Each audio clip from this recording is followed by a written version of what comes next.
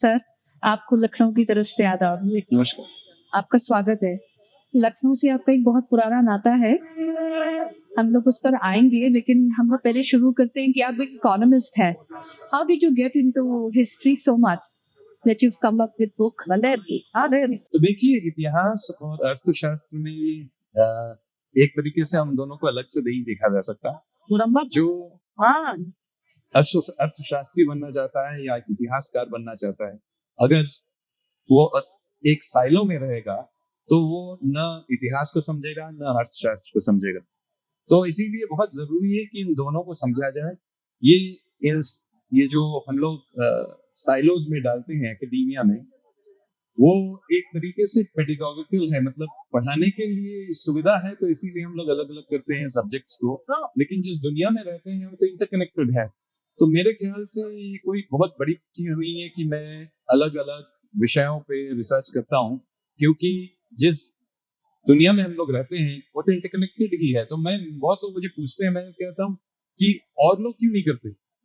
मैं पूछना चाह रही थी कि कहीं कोई व्यक्तिगत ऐसा कोई मोमेंट रहा है जिसने आपको प्रेरित किया हो कि ऐसा नहीं है। मैं बचपन से ही हर एक सब्जेक्ट में पढ़ता हूँ। आज भी मैं साइंस के नेचर साइंस से पढ़ता हूँ।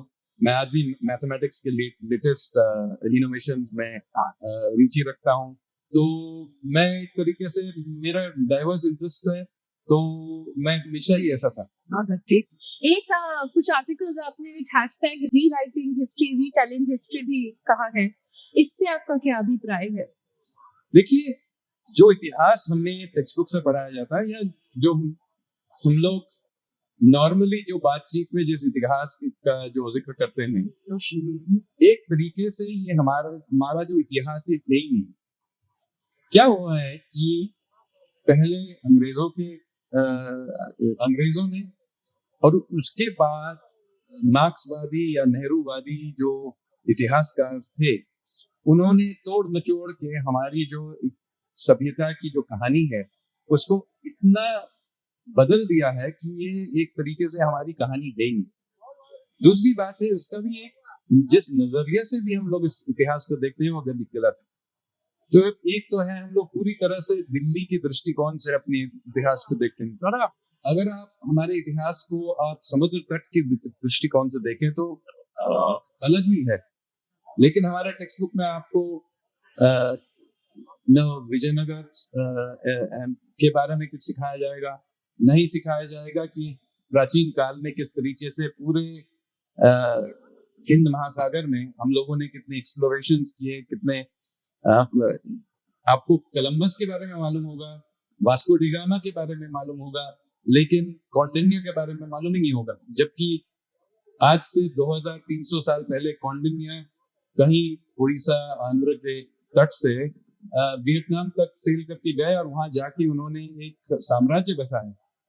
लेकिन इसके बारे में आपको वियतनामीज हिस्ट्री में मिलेगा, कंबोडियन हिस्ट्री में कौंडिन्य के बारे में आप सुनने को मिलेगा। लेकिन हमारे किसी भी टेक्स्ट बुक या किसी किताब में आप कौंडिन्य के बारे में नहीं सीख सकते। जो आपकी लेटेस्ट किताब है वो इंडियन रेवोल्यूशनरीज के विषय में है, और उसमें से कुछ लेसर नोन है जिनको हम नॉर्मली, जैसा आपने कहा, टेक्स्ट बुक में नहीं जानते। तो आपको ओवरऑल व्यू क्या है revolutionary movement in India freedom? तो वही मैं कह रहा था कि हमारी जो इतिहास है उसको हम लोगों ने तोड़ मचोड़ के इस तरीके से हमको बताया गया कि हमको लगता है कि जो हमारा जो स्वतंत्रता संग्राम जो रहा वो किसी तरीके से एकदम पूरा ही अहिंसावादी रहा था। अभी जबकि ये सच ही नहीं है। आपको क्या लगता है कि अंग्रेजों ने सबको हरा के, दबोच के प्रथम विश्व युद्ध, द्वितीय विश्व युद्ध में जीतने के बाद हमें ऐसे ही स्वाधीन कर दिया? नहीं, इसके पीछे एक इतिहास है, जो सशस्त्र विद्रोह का जो इतिहास है उसको भी सामने लाने की जरूरत है। तो मैंने अपनी एक किताब जिसका आपने जिक्र किया, इसका नाम है क्रांतिकारी, अंग्रेजी में revolutionaries, and it's called that because it is the other story of how India gained its freedom. Now, I'm not saying that Gandhi and that tradition did not play a role. It did. However, क्रांतिकारियों का जो योगदान है उसको भी सामने लाने की जरूरत है। और उसमें भी जब हम उसके बारे में थोड़ा बहुत सीखते भी हैं तो आपको लगता है अच्छा कहीं से अचानक भगत सिंह ने जाके नेशनल असेंबली में बम फेंक दिया और अचानक से नेताजी कहीं से आके उन्होंने आजाद हिंद फौज का सिंगापुर में वहाँ स्थापना कर दिया। वो स्ट्रेंज इंसिडेंट्स की तरह दिखते हाँ, वो स्ट्रेंज इवेंट्स की तरह दिखते हैं। उसमें जो एक धारा है उस धारा को किसी ने बैठ के ठीक से समझाया नहीं है। तो मैंने ये प्रयास किया है इस किताब के द्वारा की दिखाने का। ये बहुत पुराना लंबा सा एक आंदोलन रहा जिसमें बहुत सारे लोग थे, उनके अलग अलग जनरेशंस थे, लेकिन ये एक दूसरे के पहचानते थे। और ये सिर्फ भारत में ही सीमित नहीं था। ये अमेरिका में इनका नेटवर्क था, यूरोप में इनका नेटवर्क था, भारत में तो था ही, साउथ ईस्ट एशिया में इनका नेटवर्क था। तो ये इनका जर्मन से जापानीज सबसे कोलैबोरेशन था, उनके पास सपोर्ट था। तो ऐसा कोई छोटा मोटा ये आंदोलन नहीं था। ये एक तरीके से जो कांग्रेस के जो ये आंदोलन था उसके साइज का आंदोलन था। लेकिन स्वाधीन होने के बाद इस इतिहास को पूरी तरह से मिटा दिया गया। आपको एक दो नाम फिर भी याद होंगे, लेकिन बिस्मिल, अब बिस्मिल को फांसी क्यों चढ़ी? ये लोग काकोड़ी में आके उन्होंने ऐसे ही की, ट्रेन को ऐसे ही उसमें से पैसा चुरा रहे थे या और कुछ कर रहे थे। आप एक क्रम से बताइए, जैसे अगर आप चाहें तो गदर पार्टी, अनुशीलन की जो हम लोग आइसोलेटेड इवेंट्स के रूप में जानते हैं। हाँ, तो एक तो है सशस्त्र जो संग्राम है, वो शुरुआत से ही सशस्त्र, मतलब आपको मराठा या सिख या अन्य जो ट्राइबल रेवोल्यूशंस थे, सभी में सशस्त्र विद्रोह का एक उसका एक धारा रहा था। और वो धारा आके 20वीं सदी के प्रथम दशक में अनुशीलन समिति के नाम से एक नेटवर्क में आके ये इसका गठन हुआ। और उसका गठन किसने किया? आज एक श्री अरबिंदो का नाम लोग जानते होंगे, वो सोचते होंगे कि ये एक साधु हैं, वो पौंडीचेरी में बैठे होकर कुछ साधना कर रहे थे। ऐसा नहीं था, ऐसा कुछ ही नहीं था। वो एक एब्सोल्यूट रेवोल्यूशनरी थे और पूरे रेवोल्यूशनरी मूवमेंट के वो स्थापक थे। तो उन्होंने जो अनुशीलन समिति का जो स्थापना की गई, वो first decade of the 20th century में हुआ। अब क्या हुआ कि इसके बाद ये नेटवर्क पूरे देश में छा गया और प्रथम विश्व युद्ध में एक प्रयास किया गया कि इंडियन आर्मी में एक बहुत बड़ा सा विद्रोह हो। और वो होते होते मतलब लास्ट 2-3 दिन में, निक ऑफ टाइम में अंग्रेजों ने उसको दबा दिया। एक दो जगह विद्रोह हुआ भी। सिंगापुर में इंडियन रेजिमेंट्स ने विद्रोह किया और एक हफ्ते तक सिंगापुर इनके रेबेलियन में रहा। तो ये जो इतिहास है, आज जो खालिस्तानी मूवमेंट है, वो कनाडा में क्यों है? इसलिए कि कनाडा में एक पूरा नेटवर्क था कॉल्ड गदराइट्स, और ये सब ज्यादातर सिख थे। और ये कनाडा और यूएस में से बंदूकें खरीद के इंडिया भेज रहे थे, वो गदर पार्टी वाले। अब अंग्रेजों ने क्या किया, इसमें उन्होंने गुरुद्वारा को एक एक करके उसमें अपने जो उनके लॉयलिस्ट थे, कोलैबोरेटर्स थे, उनको एक एक करके बैठाया। अब इसकी वजह से ये जो गुरुद्वारे थे उनको डिलिबरेटली हिंदुओं से अलग किया गया, उनको एंटी नेशनल बनवाया गया, उसमें बहुत पैसा डाला गया। और आप ये हो रहा है, याद रखिए 1912, 1913, 1914 इस टाइम में, तो मतलब आज से 100 साल से, आज से 110 साल पहले। और एक ब्रिटिश एजेंट थे, उनका नाम था हॉपकिंसन। हॉपकिंसन ने शुरू किया कि ये आइडिया कि ये सिख जो है वो हिंदू नहीं है, इनको अलग होमलैंड देना चाहिए। याद रखिए उस समय ये मुसलमानों को भी कह रहे थे अलग होमलैंड होना चाहिए, तो ये सिख को भी कह रहे थे। तो ये जो खालिस्तान मूवमेंट है, उसका ओरिजिन, उसका जो father of the Khalistan movement है, ये ब्रिटिश एजेंट है हॉपकिंसन, उसका आइडिया है। और वो कहाँ ऑपरेट कर रहा था? वो कर रहा था ब्रिटिश कोलंबिया में, कैलिफोर्निया में। तो इसलिए आज तक वहाँ खालिस्तान मूवमेंट जमा हुआ है, क्योंकि उस जमाने में आज से 110 साल पहले उधर गदर पार्टी को काउंटर करने के लिए लोगों ने ये ऑपरेशन किया। उसके बाद सो द लाटर थिंग में देखें तो ये डिवाइड एंड रूल का एक एक्सटेंडेड वर्जन है। उसके बाद ये गदर मूवमेंट को दबा दिया गया, बहुत लोगों को मारा गया, अरेस्ट कर लिए गए। रासबिहारी बोस चले गए जापान, सचिंद्र नाथ सान्याल को काला पानी भेज दिया गया इत्यादि। अब जलियनवाला बाग मैसेकर के बाद सचिन सान्याल को फिर से रिहा कर दिया गया, क्योंकि एक पीस मूव की तरह से, और वो वापस आए और उन्होंने एक नया दौर चलाया रेवोल्यूशनरीज का, जिसका नाम था हिंदुस्तान रिपब्लिकन आर्मी। और उन्हीं ने 1920s में बिस्मिल, अशफाकुल्ला खान, राजेंद्र लाहिरी जैसे लोगों को, ये सब अर्ली 1920s की बात है, इनको रिक्रूट किया। अब इनके पास ये समस्या रही कि उनके पास बंदूक नहीं थे। अब गदर पार्टी के समय में जर्मन बंदूक सप्लाई कर रहे थे। अब जर्मन तो प्रथम विश्व युद्ध में हारने के बाद उनके पास भी पैसा नहीं था, तो अब क्या करें? तो इन लोगों ने क्या किया, इन लोगों ने एक स्विमर को भेजा जर्मनी में, एक swimming competition, international swimming competition के लिए। लेकिन उसका असली काम था जाके जर्मनी में मॉजर कंपनी से ये कंसाइनमेंट, मॉजर पिस्टल्स का कंसाइनमेंट के लिए एक ऑर्डर डाला। उसने वो डाला, फिर वो मॉजर पिस्टल का कंसाइनमेंट आया। अब इंडिया में तो लैंड नहीं कर सकते, तो वो गए बे ऑफ बंगाल में एक जगह में जाके वो रुके, और कलकत्ता से फिशिंग बोट से राजेंद्र लाहिरी जाके वो बरामद करके लाए। राजेंद्र लाहिरी जी ने, पता नहीं ध्यान है कि नहीं है, he was a martyr of the Kakori. Yes, I'm coming to why he was killed. So he picked up the consignment of Mozart, so he got them. But in order to pay for this, they had taken a big loan from various people, and they didn't have the money. So how do you get money? And that big loan was about 2,000 rupees in those days. So now, in order to get the money, they decide, Bismil, who was, Sachindra Sanyal was the founder of the Hindustan Republican Army, and the chief commander of the Hindustan Republican Army was Bismil. Ram Prasad Bismil ji. Yeah. Now he had to get the money from somewhere. So he decided that there was a train that was going to go past Kakodi towards Lucknow, which had in the guard staying a revenue safe, which would be carrying a large amount of money. He didn't know how much money, but it would be quite a lot of money.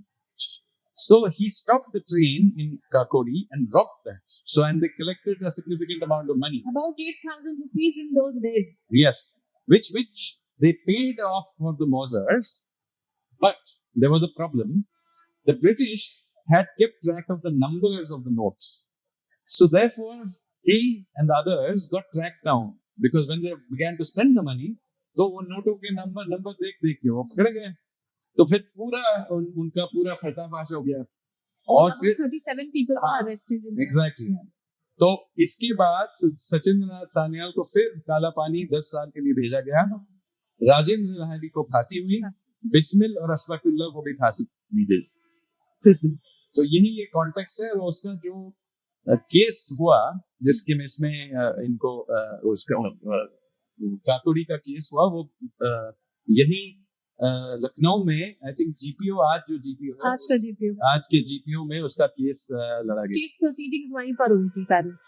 आप यहाँ लखनऊ आए हैं, इससे पहले आया हूँ। काकोड़ी कब गए आप? मैं काकोड़ी भी उसमें भी इंटरेस्टिंग कहानी है कि जब मैंने रेलवे को बताया कि मुझे काकोड़ी ले जाइए, दिखाइए कि एग्जैक्टली क्या है, और मैंने उसको पर्पस समझाया कि मैं क्यों जाना चाहता हूँ रिसर्च के लिए, तो और मैं उस फैमिली से हूँ, तो उन्होंने एक पुराना एक डिब्बा कहीं से, जो गार्ड पुराने अभी नहीं होते हैं, पुराना, और एक गार्ड एक कैरेज टाइप का होता है जो ले जाते हैं कभी मेंटेनेंस का काम के लिए, उसको एक ट्रेन में लगाया पीछे, और उसमें मुझे बैठाया, और फिर अनशेड्यूल्ड स्टॉप करवाया काकोड़ी में, जिससे मैं वहां उतरूं और देखूं कि क्या है।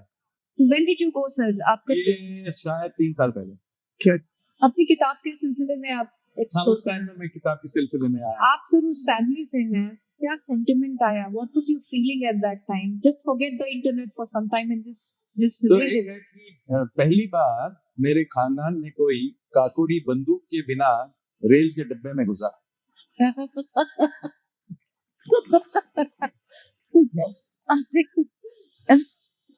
Very well. और क्या फीलिंग्स आए सर? तो देखिए, मैं बंगाली हूँ, सानियाल बंगाली, लेकिन हम वाराणसी के बंगाली हैं। तो 1780 में चेत सिंह के जमाने में, महाराजा चेत सिंह, हाँ, महाराजा चेत सिंह के जमाने में तो एक उसके एक दशक पहले एक बहुत बड़ा विद्रोह हुआ था बंगाल में, उसका नाम हम जानते हैं सन्यासी रेजिमेंट। उसमें भी सानियाल वर इन्वॉल्व। तो हम लोग फिर वहां से थोड़ा निकल आए, क्योंकि वहां तो हम लोग उसको कुछ उस रेबेलियन को तो दबोच दिया गया। तो फिर हम लोगों को एक रानी थी, जमींदार कह सकती, कैसा, जिसका नाम था रानी भवानी। रानी भवानी, तो रानी भवानी बड़ी फेमस फ्रीडम फाइटर है, कम लोगों को शायद ध्यान हो आज के दौर में, बट रानी भवानी बहुत फ्रीडम फाइटर नहीं थी, she was a funder of various activities. She was not quite a So Rani Bhavani, like Ahilya Bai Galkar, is famous for rebuilding temples and other things in Varanasi. There were others also who contributed. So the Nepal king contributed, Nepal Naresh contributed, others also contributed. There is a Bengali contribution as well, which Rani Bhavani did in around the 1780, because us samay mein Raja Chet Singh was providing the space for doing all of this. So as part of the rebuilding of Varanasi, my family was funded by Rani Bhavani. Basically, it was probably too dangerous for us to live in Bengal. And there were scholars as well. There were scholars of the Nyaya school.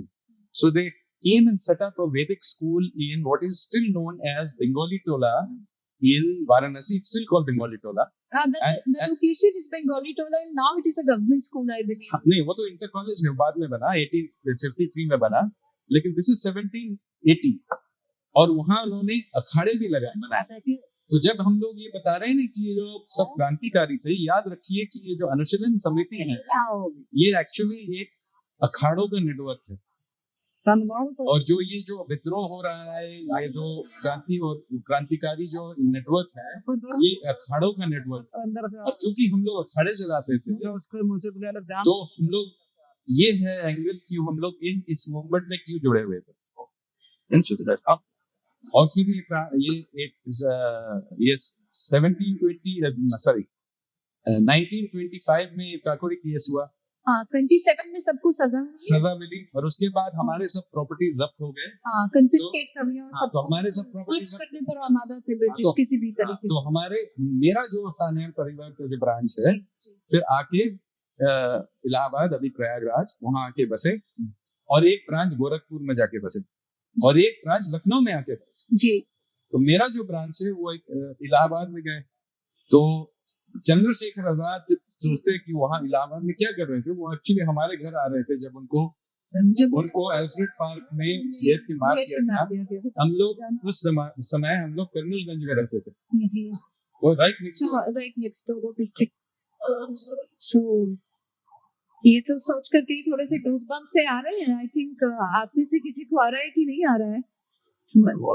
सो मतलब many different sources से आपके अंदर ये revolutionary रक्त का संचार हो रहा है, और ऊर्जा का भी। हाँ, ये तो मेरे पिताजी के फैमिली का ये पिताजी के साइड के परिवार का जो ये इतिहास है, ये है बंगाली टोला से जुड़ा हुआ है। मेरे माताजी की ये फैमिली भी, वो भी रेवोल्यूशनरी थे, लेकिन बंगाल में बेस्ड रेवोल्यूशनरी थे, नदिया उस एरिया का।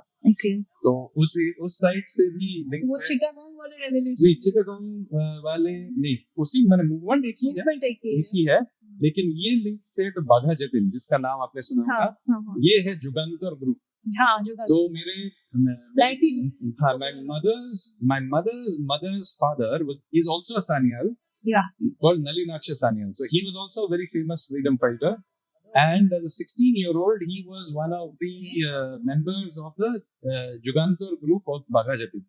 They were in fact the people who were waiting for the guns to be sent by the Gadarites. Gadarites, actually. They all were connected. It's very interesting to see. I think there should be an interesting series made on this. so that the young people of today watch it and So a series draw is some being made. inspiration. A series is being made on Amazon Prime. Nikhil Advani is going to be directing it. The script is being written, but hopefully in about 15 months or so, maybe early 2026, we will be able to put it out. Very well. Revolutionaries के विषय में फिर भी कुछ लोग जानते हैं और जो इंटरेस्टेड होते हैं आजकल नेट पे सर्च कर सकते हैं, लेकिन रेवोल्यूशनरीज की फैमिलीज ने क्या झेला, आपने अपने बड़ों से कभी सुना हो या उनके बड़ों की कहानी जो from generation to generation pass on हुई हो, उस पर कुछ आप प्रकाश डालें। तो राजेंद्र लाहिरी और सचिन सान्याल तो 1947 के पहले ही उनका देहांत हो गया, लेकिन कुछ थे जो 1980s तक जीवित थे। मेरी दादी जी अभी 2011 तक वो जीवित थी, तो शी वाज 96। तो कुछ कहानियां मैंने अपने डायरेक्टली सुना है उन लोगों से जिन्होंने ये सब किया। नलिनाक्ष सान्याल भी died in 1988, so I was 18 when he passed away, so I knew him very well. But एक है कि जो फैमिलीज में ये सब घटनाएं हुई हैं, कभी कभी ये लोग इसको ठीक से अपने ही बच्चों को समझाते नहीं है, क्योंकि एक कहानी इधर बताया, एक कहानी उधर बताया गया, तो ये इनका क्या महत्व है मैं तभी समझ पाया, जो एनेक्डोट्स हैं इनका महत्व मैं तभी समझ पाया जब मैंने किताब लिखना शुरू किया। क्योंकि ये इधर उधर अलग अलग से जो एनेक्डोट्स है उसका कनेक्शन मैं और मेरे परिवार के दूसरे मेरे जनरेशन के जो हैं हम लोग नहीं जानते थे, क्योंकि एक तरीके से उन लोगों ने सोचा कि ऑब्वियस है तो किसी को समझाने की कोशिश नहीं की, तो हम लोग इधर उधर एनेक्डोट जानते थे। तो जब मैं किताब मैंने जो इसका प्रॉपरली फॉर्मली रिसर्च किया, तब मुझे जाके इन अलग अलग एनेक्डोट्स का, इन घटनाओं का जो क्या इनका कनेक्शन है, महत्व क्या है, और इन इंडिविजुअल्स का भी महत्व। जैसे मैं आपको बताता हूँ, एक लेखक है यशपाल। अब मेरे फैमिली में जब बच्चा था, किसी कारण से हमेशा सब कहते हैं यशपाल बहुत ही मतलब घटिया काइंड का आदमी। मुझे क्या मालूम एक बार क्या क्यों है। इसका कारण ये है कि ये एक्चुअली इन्फॉर्मर था, और अभी बहुत एविडेंस है कि यशपाल ने जो एविडेंस प्रोवाइड किया, चंद्रशेखर आजाद को जो एल्फ्रेड पार्क में मारा गया, उसका जो इन्फॉर्मेशन था उसको उस लेखक यशपाल ने ही दिया था। और बाद में लखनऊ के सीआईडी के आर्काइव्स में एक धर्मेंद्र गौर बोल के एक सीआईडी ऑफिसर थे, उन्होंने बाद में मतलब स्वाधीन होने के 25 साल बाद उन्हें डॉक्यूमेंट्स भी मिला जिसमें लिखा है कि उसमें एविडेंस है कि Yashpal was providing evidence. Yes, तो वो हाँ बात आप सही कह रहे हैं कि जिसको बड़े ट्रिवियल तरीके से आपने घर में सुना और बाद में उसकी इम्पोर्टेंस समझ में आई। वेल, अच्छा, मैंने ये भी सुना है कुछ कहानियां जैसे आप लोग सुनते ना, हर कहानी हम लोग बुक में वेरीफाई नहीं कर सकते हैं। कई दफा सुना कि सान्याल साहब ना बिल्कुल गिव अप करने को तैयार ही नहीं होते थे। सचिंद्र नाथ सान्याल के विषय में जैसे सुनते हैं, लखनऊ छूटने के बाद दोबारा वो आए और उसके बाद फिर उन्होंने कुछ प्रयास किया, कुछ ना कुछ गतिविधि में वो लिप्त रहते थे। तो इसमें भी लखनऊ के साथ, इसका इन घटनाओं के साथ एक लिंक है। तो आपको याद है कि वो गदर मूवमेंट के बाद उनको भेजा गया, वो गए 5 साल वो काला पानी में थे, फिर वो वापस आए, फिर उन्होंने हिंदुस्तान रिपब्लिकन आर्मी शुरू किया, काकोड़ी केस हुआ, उसमें अरेस्ट हुए, फिर 1927 में उनको फिर काला पानी भेज दिया गया, लाइफ लॉन्ग इम्प्रिजनमेंट। लेकिन उनको फिर 1937 में फिर से रिलीज किया गया, मेडिकल रीजन के लिए छोड़ दिया गया। हाँ, तो उस समय तो अब वाराणसी में तो कुछ रहा नहीं, हम लोग को तो सब जब्त हो गया था। तो कुछ दिन वो इलाहाबाद गए, कुछ दिन गोरखपुर गए, फिर एक ब्रांच यहाँ फैमिली का कोई कुछ थे, तो वो आए लखनऊ।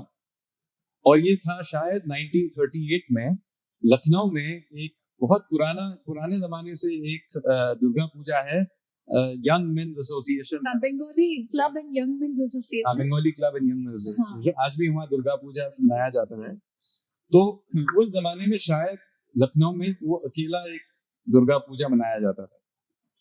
तो उसमें नेताजी सुभाष बोस आए थे, और बहाना यही था लेकिन असली इसका जो कारण था कि इसके बहाने में उन लोगों ने एक मीटिंग रखी और भीड़ भाड़ में सचिंद्रनाथ सान्याल और नेताजी मिले, डिस्क्रीटली मिले कहीं में, और मेरे उनके पुत्र जो थे, जो कुछ ही साल पहले उनका देहांत हुआ, तो उन्होंने एक्चुअली वो विटनेस भी थे। उसमें एक जापानीज काउंसिल भी थे जो राज बिहारी बोस ने, याद ये राज बिहारी बोस चले गए थे गदर के बाद जापान, तो उन्होंने भेजा था कि आप इनसे बात कीजिए, क्योंकि 1938 में उनको लग रहा था कि और एक बार एक अवसर मिलेगा, एक और विश्व युद्ध हो सकता है, उसमें हम लोगों को शायद एक और अवसर मिलेगा विद्रोह का। तो ऐसा नहीं है कि अचानक से ये आजाद हिंद फौज का गठन हुआ सिंगापुर में 1943 में, ऐसा नहीं है। इसका प्लानिंग पहले 4 साल पहले हो रहा था, और इसका जो ओरिजिनल मीटिंग जो हुआ वो हुआ लखनऊ में इस दुर्गा पूजा के दौरान। ये तो बहुत रिमार्केबल है, क्योंकि अमूमन लखनऊ में पॉलिटिकल एक्टिविटीज फ्रीडम मूवमेंट से पहले आमतौर पर एक तो लखनऊ पैक्ट याद रखा जाता है 1916 वाला, उसके बाद में काकोरी, और उसके बाद क्विट इंडिया मूवमेंट की बात करते हैं। कोई इस मिसिंग एक छोटे से लिंक के विषय में नहीं बात करता है, मालूम ही नहीं है मेरे ख्याल में। ओके, आई थिंक ये टॉपिक एक ऐसा है जो हम लोग बहुत लंबी लंबी बातें कर सकते हैं। आपने तो एक बुक भी लिखी है, you write a lot of stuff, but आपने for the first time I think एक बच्चों के लिए एक वर्जन निकाला है बुक का। नहीं, मेरे ज्यादातर किताबों का मैंने एक बच्चों वाला वर्जन किया है, okay. क्योंकि बहुत जरूरी है कि ठीक है, पूरा जो हेवी फैक्ट्स रेफरेंसिंग इत्यादि के लिए जो फॉर्मल किताब है वो तो एडल्ट्स ही पढ़ेंगे, लेकिन कम उम्र के जो पाठक हैं उनके लिए मैंने एक children's version, ocean of churn का चिल्ड्रंस वर्जन है, incredible history of the Indian ocean, land of seven rivers का है incredible history of India's geography, और रेवोल्यूशनरीज के लिए उसका किताब के नाम भी रेवोल्यूशनरीज है, लेकिन उसमें लिखा हुआ है कि चिल्ड्रंस ग्राफिक्स है, उसमें इलस्ट्रेशंस है, लैंग्वेज सिंप्लीफाइड है, कुछ साइड स्टोरीज को घटा दिया गया है जिससे मतलब उसका धारा जो है वो सरल लगे। अच्छा, ठीक। तो सर एक मैसेज आप अगर आज की यंग जनरेशन को, you know I was reading also about revolutionaries, बहुत सारे लोग उसमें बड़े कम आयु के थे, जैसे आपने उन्हीं का अभी नाम लिया था 16 इयर्स ऑफ एज की, तो जो कांतर वाले आपके लिए हाँ, ज्यादातर याद रखिए कि भगत सिंह तो 23 साल में उनको तो फांसी हो चुका, तो उन्हें जो भी किया तो मतलब हाँ इन द 20s तक। और आज बात हुई थी, तो what are the messages that one can draw from our revolutionary? तो हम लोग आजकल क्या है कि हम लोग अब जो 20s हैं हमको नाबालिग सोचते हैं आजकल। I think that they are minors. But the fact of the matter is, in their 20s, they had already done many of these things. In fact, if you look at the U.S. Constitution, U.S. Constitution was written by people in their 20s and 30s. Maybe the oldest one was maybe in the 40s. So we have unfortunately infantilized people in their 20s today. Absolutely. Very tiny message क्या हम उनसे ले सकते हैं, ठीक है? So one of the important things, messages are very important. First of all, great things can be done by young people. In fact, most great things can be done by young people. We need to give them opportunities to come up and grow. And so we have this mental image today, which is not part of a tradition, that only very old people can go and do various things, head a company or whatever, head something. In fact, much of what we are talking about was done by very, very young people in their 20s. But the message should be for the parents, don't be so protective about them and don't pamper your children. Absolutely. I mean, Alexander the Great conquered the world and died by 33. Swami Vivekananda also died in his 30s. So I think I'm not even sure that Adi Shankaracharya even reaches 30, died in his 20s. So the point of the matter I'm making is that many of the great people of the past passed away very, very young, and did many of the great contributions to humanity happened in the 20s and 30s. Absolutely. I think, would you like to agree on the methods that they use? I think I have seen I've read the biography of Bismil ji, even your grandfather, Uncle बंदी जीवन एक ऐसी पुस्तक है जिसने पूरी generation of revolutionaries को race कर दिया. नाउ ये सिर्फ पढ़ते को आप शायद मेरे ख्याल में हम लोग पढ़ने के लिए लोगों को प्रेरित कर सके तो देखिए हाँ तो पढ़ने के लिए प्रेरित कर सके एक तरह पढ़ना लेकिन ज्ञान के लिए व्यास वो आप यूट्यूब से भी ले सकते हैं. ऐसा नहीं है ऐसा नहीं कि लिखित शब्द से ही ज्ञान प्राप्त किया जा सकता है. अन्य तरीके भी है. अपने प्रयास से भी कर सकते हैं, यूट्यूब से भी ले सकते हैं, इंटरनेट से भी ले सकते हैं या अपने मतलब परिश्रम से you can get it. But point is to have a thirst for knowledge, be willing to go out there and do different things. This idea that somehow greatness is meant for somebody else is not the case. These people I'm just talking about were very, very young. Some of them were teenagers. I think Paturi Kanpuri, youngest guy was, I think, 19 years of age. Yes. Not Mara Gaya. It was Mamandat was the first. Gupta. Yeah, Mamandat Gupta was the person, and he later on wrote a book also. So many of these people were very, very young. He died in the 1980s. Yeah. In fact, that is one of the reasons I went many of them. Because when they were doing all of this, they were very young. So, Narendra Mishra Sania, my great-grandfather, was alive till 1988, but he didn't die at a very old age. He was only 89 years old. Yeah. Very, very, it is very, enlightening to, feel that energy. In fact, I would say, thank you so much for spending time for this sharing of knowledge and inspiring people around this. Thank you so much. Thank you. Maybe the technology we should not sit in our comfort zone. Absolutely.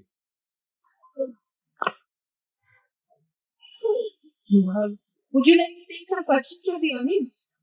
We have some questions. Sure.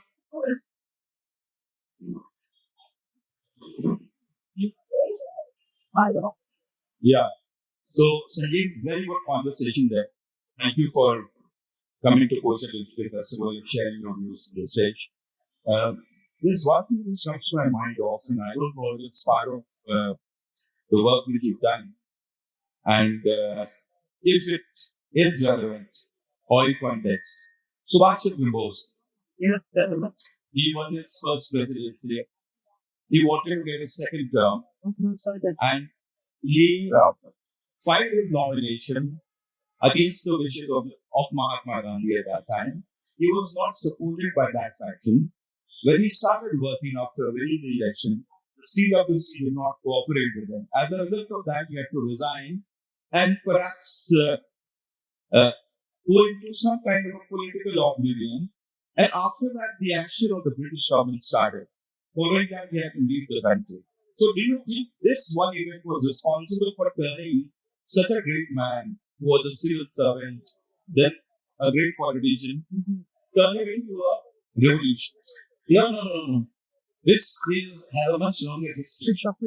You have to know that the original Congress was set up by the British.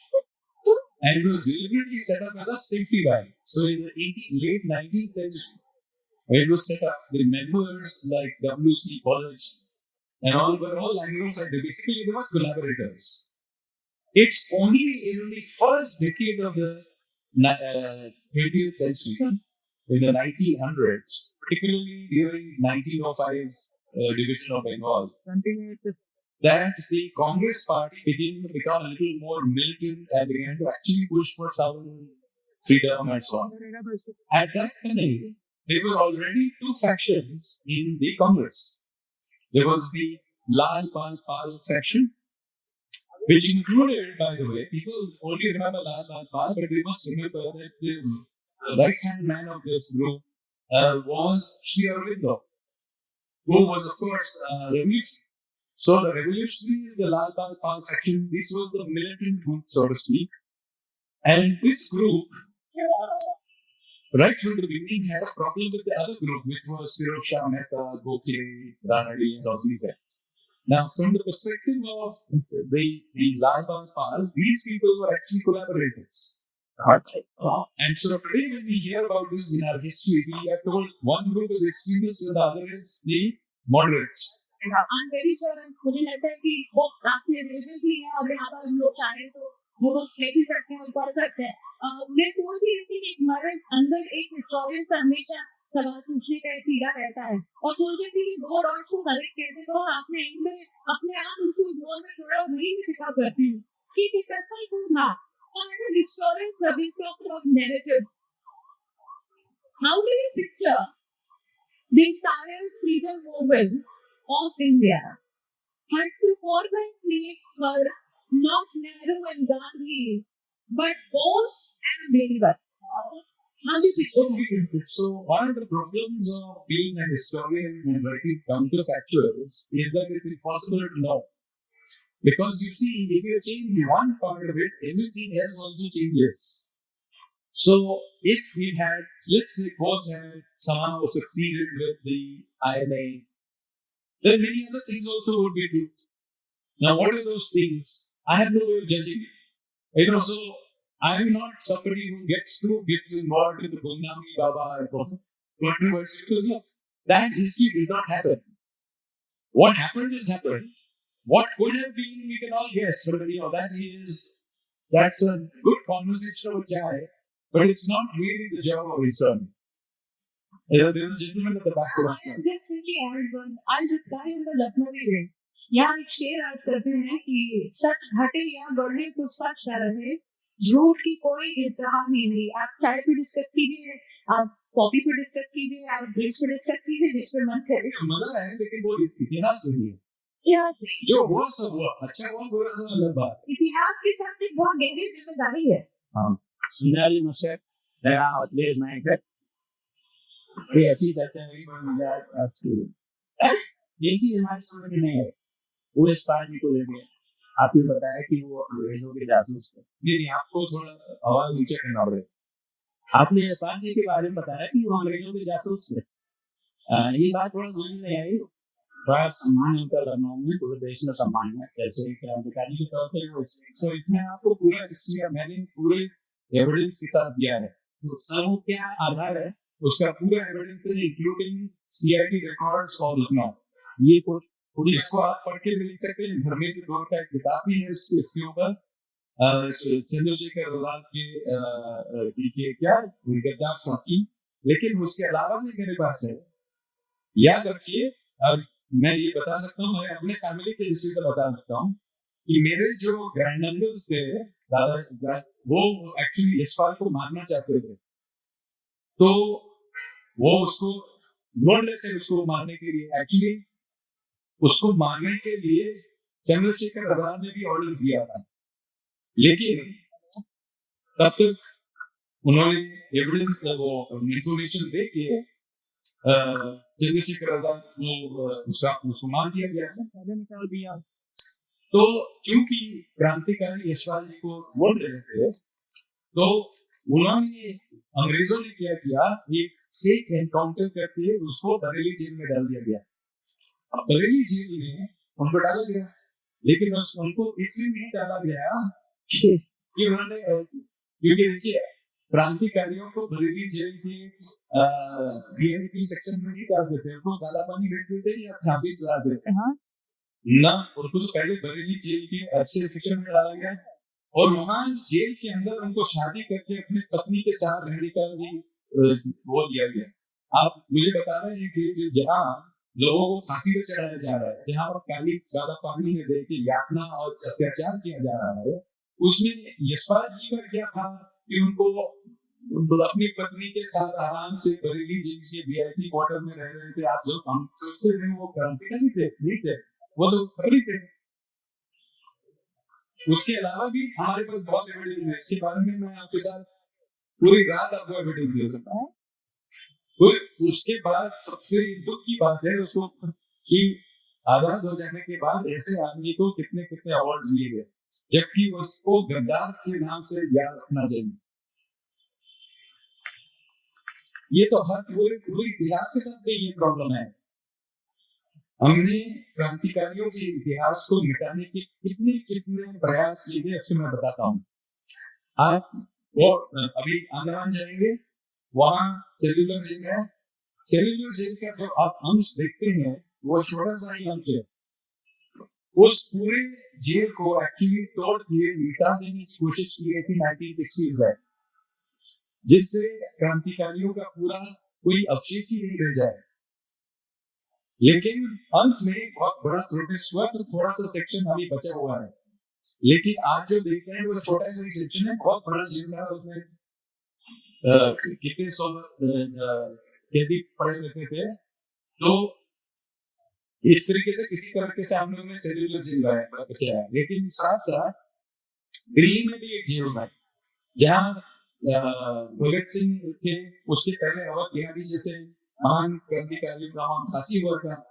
उसको एक monument की तरह से बचा के रखने के बजाय उसको तोड़ दिया गया 1950s में और उसपे मौलाना आजाद कॉलेज बनाया गया, जबकि नेहरू ने स्वयं क्रांतिकारियों को ये बताया था कि नहीं इसको मॉन्यूमेंट की तरह हम लोग रखेंगे, लेकिन उसको तोड़ के उसको पूरी तरह से उसको हटा दिया गया जिससे उनका कोई नामो निशान नहीं रहे। फिर 1950s में एक वो था कि official history of the freedom movement लिखा जाएगा। उसने किसने लिखा था? उस जमाने के जो सबसे प्रसिद्ध इतिहासकार थे वो थे आरसी मजूमदार। आरसी मजूमदार ने जब क्रांतिकारियों के बारे में लिखना शुरू किया, उनको उस कमेटी का चेयरमैन से हटा दिया गया और इतिहास को अलग तरीके से लिखा गया।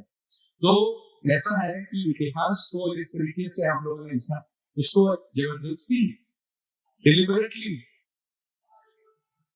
डिस्टॉर्ट किया गया और जो लोग कोलैबोरेटर थे उन्होंने इतिहास को लिखा। तो उसके बाद के जो इतिहासकार हैं हम इंडिया के, हर एक का नाम मैं ले सकता हूँ, उनके बाप दादे सब कोलैबोरेटर थे। सबका नाम लिखिए, जो आज मशहूर इतिहासकार हैं सबके कोलैबोरेटर बाप दादे थे। आप जाके देखिए, दीवान बहादुर कुंज बिहारी थापड़ के डिसेंडेंट्स कौन है, निकालिए गूगल करके, वो आज के इतिहासकार है। कैसे? तो यशपाल ही नहीं, बहुत सारे कोलैबोरेटर्स हैं जिन्होंने अपना पोजीशन का इस्तेमाल किया, अंग्रेजी लैंग्वेज के ऊपर उनका कंट्रोल का इस्तेमाल किया, दिल्ली में उनका जो दबदबा था उसका इस्तेमाल करके हमारे पूरे इतिहास को अलग तरीके से उन्होंने हमारे सामने रखा है। तो इसीलिए बहुत जरूरी है that history just needs to be written.